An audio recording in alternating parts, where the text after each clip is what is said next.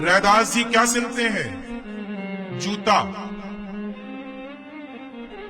आपके पांव का जूता फट जाए तो लोग ले जाते और रैदास जी जरा सिल दो। वो जूता सिल रहे हैं, लेकिन वो जूता सिलने वाले रैदास जी इतने बड़े भक्त थे कि उनके कठौता में गंगा मैया प्रकट होती थी।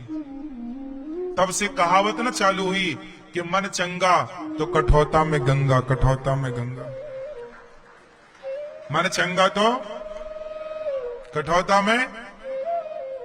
तो ये कहावत कब से स्टार्ट हुई? रैदास भक्त जो थे, रैदास जी, उनके बारे में लोगों ने अफवाह फैलाई। अरे बोले ये तो भक्त होने का नाटक कर रहा है। एक बार क्या हुआ कि रैदास जी जूता सिल रहे थे कि तभी उनके गांव के कुछ लोग ना, दो लोग गंगा जी जा रहे थे। तो रैदास जी को पता लगा कि ये भैया हमारे गांव के गंगा जी जा रहे हैं। तो उन्होंने, रैदास जी ने कहा भैया ये हमारी दक्षिणा गंगा मैया को भेंट कर देना और ये चुनरी ले जाओ, ये दक्षिणा और ये चुनरी गंगा मैया को हम तो जा नहीं पा रहे हैं, हमारी तो सामर्थ्य है नहीं किराया भाड़ा लगाने की, तो तुम जा रहे हो तो ये हमारी दक्षिणा कुछ एकाध पैसे उन्होंने दी होगी। कहा ये पैसे ले लो और ये चुनरी ले लो, ये गंगा मैया को हमारी तरफ से समर्पित कर देना। आज भी गांव में कोई गंगा जाए तो गांव के लोग अपनी अपनी तरफ से कहते भैया ये हमारी तरफ से गंगा मैया को भेंट कर देना, ये हमारी तरफ से, हम तो जा नहीं पा रहे हैं, आप जा रहे हैं तो आप ही दे देना। ऐसा है। तो रैदास जी ने दे दिया चुनरी और कुछ पैसे। अब वो दोनों आदमी गए तो उन्होंने चुनरी तो गंगा मैया को दे दी, जय हो गंगा मैया, ये रैदास जी ने चुनरी भेजी है। पर कुछ पैसे थे, उनको लगा यार काहे ये चढ़ाना, ये तो अपन चाय वाय पी लेंगे। तो पैसे नहीं चढ़ाए, और जब नहीं चढ़ाए और वापस जाने लगे तो गंगा मैया ने आवाज लगाई, ए रुक, मेरे रैदास ने वो भिजवाई थी दक्षिणा, कहां? अब तो ये डर गए, अरे गंगा मैया बुला रही, तुरंत दे दी। गंगा मैया ने रैदास जी की देखो देखो भक्ति देखना, रैदास जी जाति के मोची हैं, सिल रहे हैं जूता, पर प्रेम और भक्ति देखिए कि गंगा मैया आवाज लगा रही है उनके लिए। फिर क्या हुआ? गंगा मैया ने उनकी दक्षिणा ली और गंगा मैया ने एक सोने की चूड़ी निकाली, उनका हाथ, सुनो ये लो, ये मेरे रैदास को दे देना, कह देना कि गंगा मैया ने तुम्हारी सेवा स्वीकार कर ली है, और ये लो। अब भैया गंगा मैया ने सोने की चूड़ी दी। अब सोचो वो गंगा मैया ने ही जब दी होगी तो वो कैसी रही होगी? अद्भुत नक्काशी, अद्भुत डिजाइन, अद्भुत। अब वो दोनों के मन में पाप आ गया। वो जो दोनों आए थे नहाने, उनको लगा कि रैदास को कैसे पता कि गंगा मैया ने क्या दिया। अब वो गए और सुनार की दुकान में चूड़ी बेच आए। ये कहानी ऑन रिकॉर्ड लिखित में रैदास जी की घटना बहुत 400-500 साल पुरानी है। ये सब घटनाएं हैं, इसी कालखंड में ये सब घटी। तुलसीदास जी के टाइम पर ही ये सब आगे पीछे घटनाएं घटी हैं। तो रैदास जी, अब वो लोग सुनार को बेच दिए। अच्छा, सुनार तो बड़ा पारखी था, सुनार को लगा कि ये आभूषण सामान्य नहीं है, चलो राजा को भेंट करते हैं। अब उन्होंने तो पैसे बांट लिए, दोनों 50-50 दोनों गंगा नहाने आए थे, और रैदास जी से कह दिया कि हमने तुम्हारी दक्षिणा चढ़ा दी और गंगा मैया को हमने प्रणाम कर लिया। अच्छा ठीक है। रैदास जी को ये बताया ही नहीं कि तुम्हारे लिए सोने का कुछ प्रसाद पहुंचाया है माता जी ने। अब वो दोनों बांट के पैसे अपना तो मस्त खा पी के पड़े। लेकिन सुनार राजा के पास गया, महाराज ये चूड़ी आपके लिए। रानी ने देखा तो पसंद आई, सुनार से कहा कि ऐसा करो कि ऐसी चूड़ी एक और लाओ, हम दोनों हाथ में पहनेंगे। ये बहुत पसंद आई रानी को। अब सुनार कैसे बनाए, पूरी जान लगाए सुनार, तो वैसी चूड़ी कैसे बने? गंगा मैया ने दी है, वो थोड़ी कोई बना सकता था, अद्भुत थी। अब राजा ने कहा तू नहीं बनाएगा, मैं तुझे मृत्यु दंड दूंगा। सुनार बोला फंस गए। ये बता तुझे किसने दी? तब पूरी कहानी बताई कि वो फलाने ने हमें दी, दोनों को पकड़ा गया। क्यों रे, ये चूड़ी तेरे पास कहां से आई? चोरी की? बोले नहीं नहीं। अब वो मरता क्या ना करता, उन्होंने सच बताया कि गंगा मैया ने दी। किसके लिए दी? बोले ये रैदास जी के लिए। अब राजा रैदास जी के पास गए, बोले आपकी पहचान गंगा मैया से है, ये चूड़ी तुम्हारी गंगा मैया ने दी है, यदि ऐसी चूड़ी एक और देंगी तो हम मानेंगे कि तुम भक्त हो। रैदास जी बोले भैया हमने ये कब कहा कि हम भक्त हैं,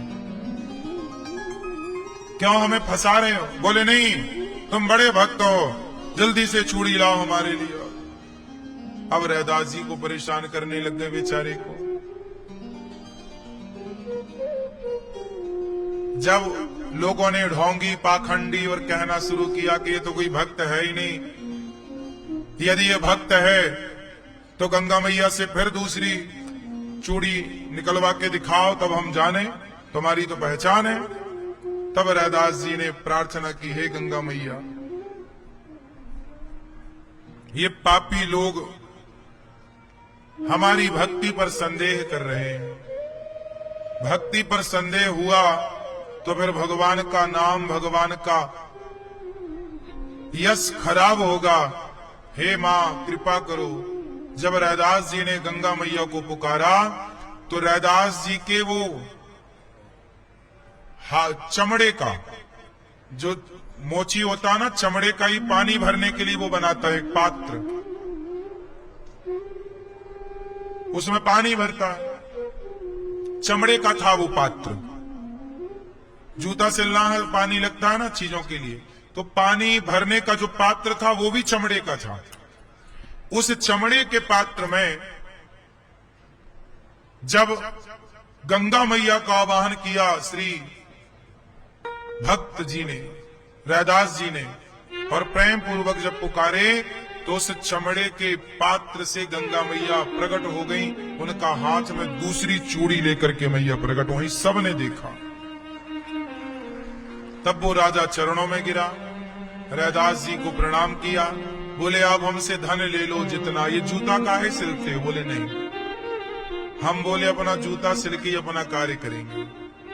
जो जूता सिलने से पैसा कमाते वो साधु जनों की सेवा में लगाते।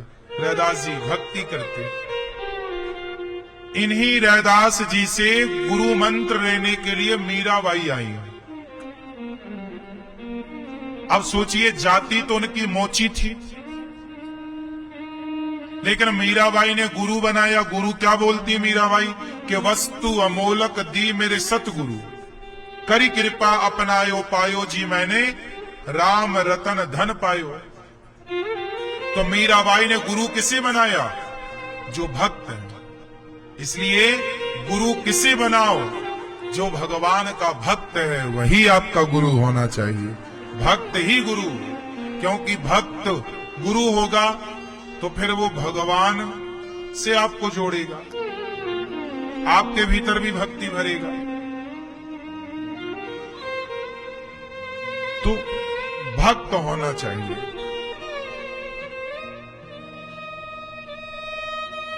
पाखंडी ना हो, सेवा करते हैं। अच्छा, रैदास जी किस बल पर भगवान की भक्ति कर रहे हैं? रैदास जी जूता सिलते। एक बार क्या हुआ, रैदास जी के पास भगवान आए और भगवान ने इन्हें एक पारस मणि दी। पारस मणि का एक प्रभाव होता है कि जहां घिस दो वो सोना हो जाता है। तो भगवान ने कहा कि तुम साधु सेवा करते हो रैदास जी जूता सिल के जो पैसा कमाते ना, तो साधु सेवा करते।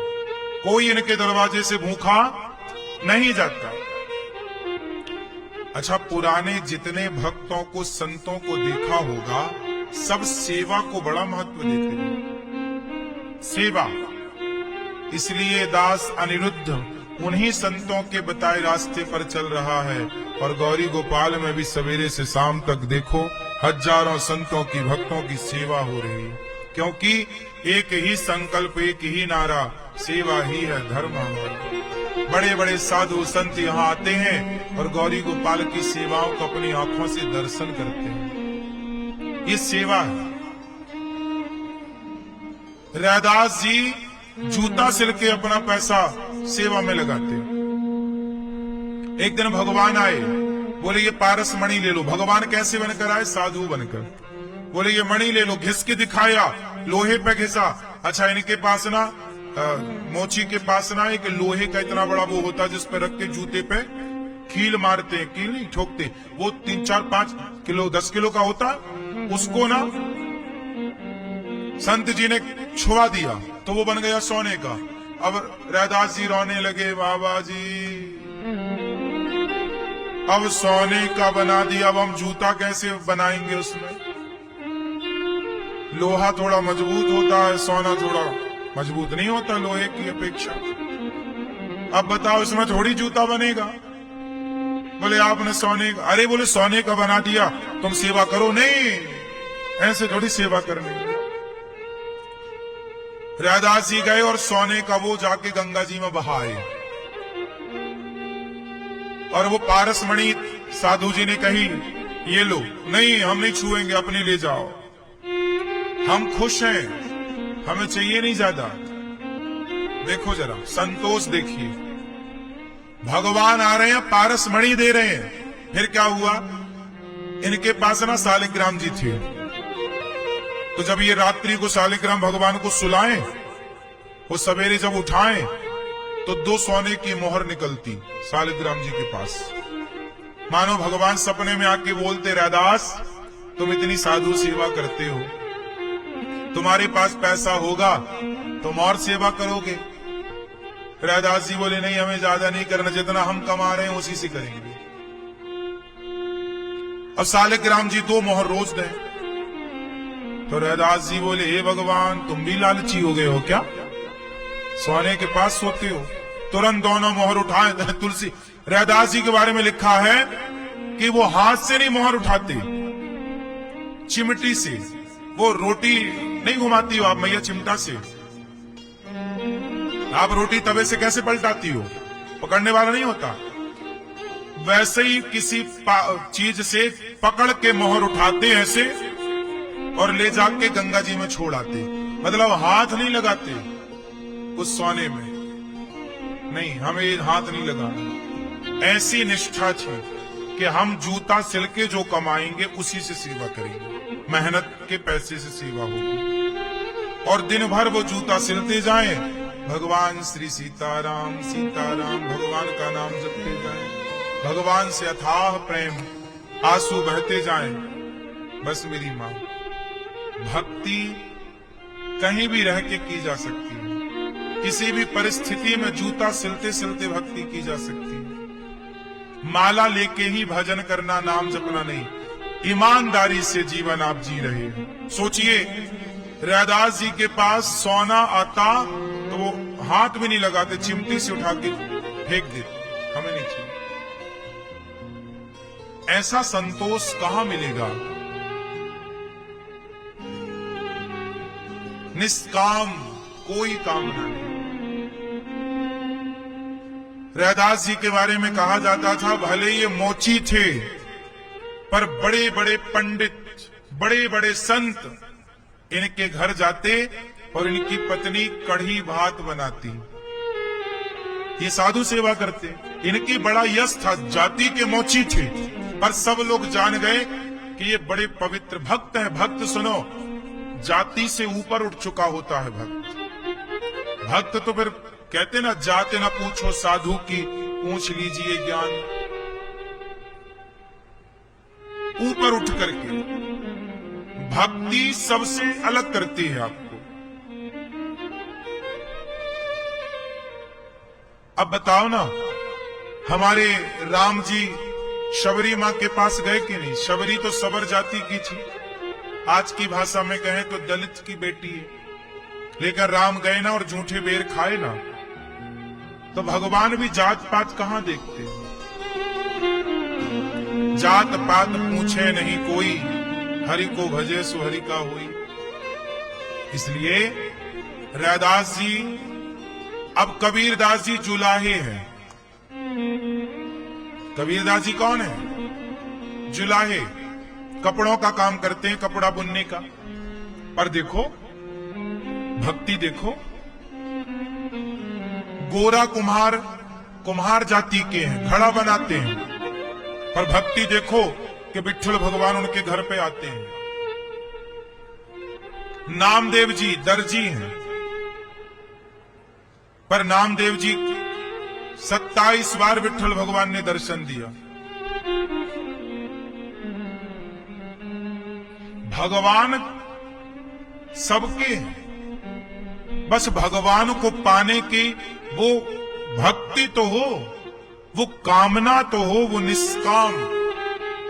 और सबने सेवा की, सब चीज हो गए और पैसे मांगने लग गए, तब तो चेला परेशान, फिर चेला दूर से ही भागेगा। ऐसा लालची गुरु भी ना हो।